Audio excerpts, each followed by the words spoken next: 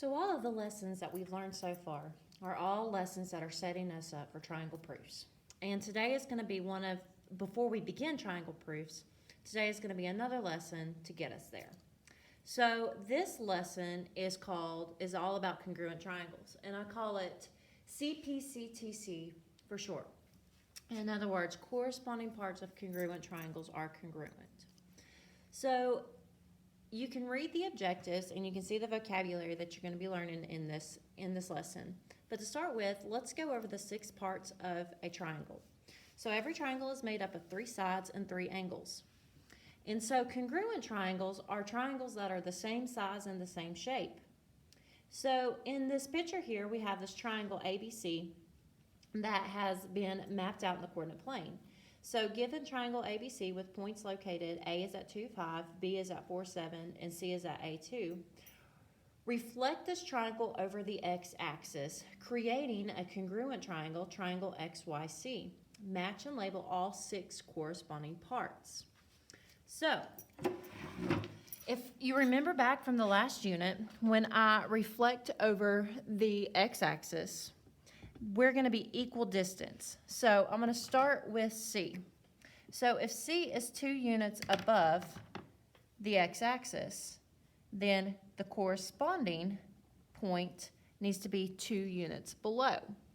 Now, what's going to be important here is how we match everything up. So if ABC is our triangle to start with, then when I match everything up, whenever I write down my triangle congruency statement, so triangle ABC has to be congruent and mapped to triangle XYZ. So C that has been reflected over the x-axis is now going to be, I'm going to name it Z. Okay? It's important that you note, see how C and Z match up together in our name. Naming is super important when it comes to congruent triangles. All right, so B is 1, 2, 3, 4, 5, 6, 7 units above. So my reflection needs to be 7 units below. 1, 2, 3, 4, 5, 6, 7. So B is going to match to Y. So I'm going to call this point Y. A is 1, 2, 3, 4, 5 units above. So 1, 2, 3, 4, 5 units below.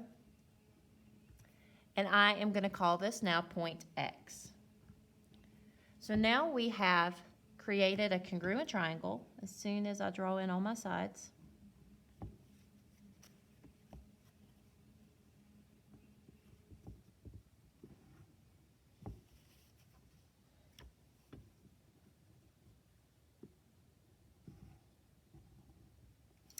And so now I'm going to set up my 6 corresponding congruent parts. So congruent triangles are triangles that are the same size and the same shape. All 3 corresponding sides are congruent and all 3 corresponding angles are congruent.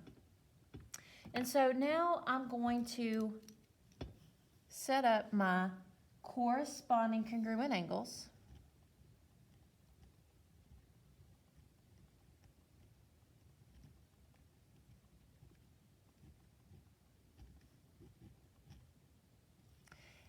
And my corresponding congruent sides.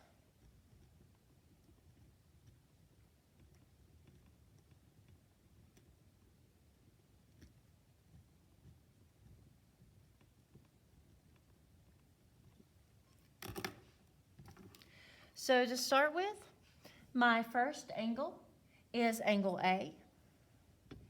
Angle A maps to angle X.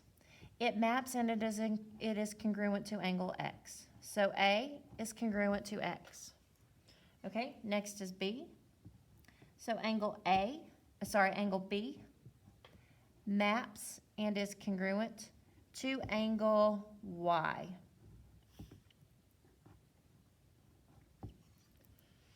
And then my last angle, angle C.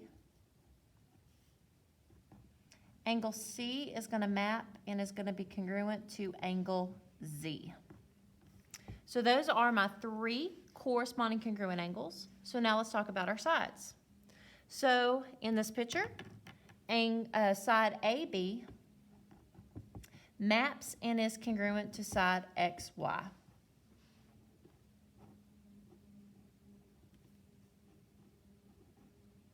Okay, BC maps and is congruent to YZ. Ooh, about missed that one. So when you have a hard time being able to tell, a lot of times if you go back and you look at your tick marks, so see how BC has the 2 and the 3? YZ has the 2 and the 3. So BC maps and is congruent to YZ. Notice how I'm marking as I map. And so then the last side is side AC. AC maps and is congruent to XZ.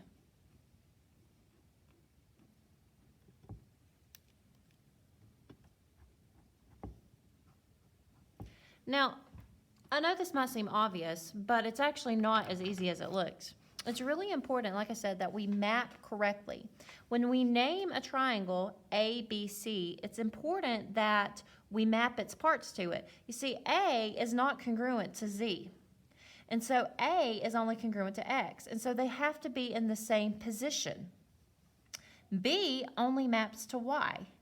And C only maps to Z. So when we name a triangle, like I said, the order we name it is very important so that when it comes to naming the second triangle, that everything matches together. And so now that we have all of our 6 parts identified, now we can, like I said before, triangle ABC is congruent to triangle XYZ, and this is called corresponding parts of congruent triangles are congruent.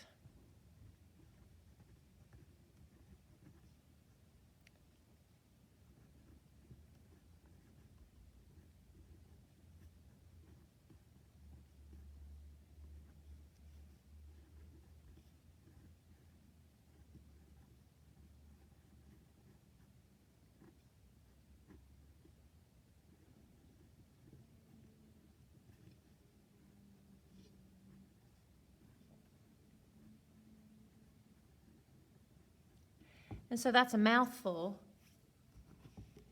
So we abbreviate it and we call it CPCTC.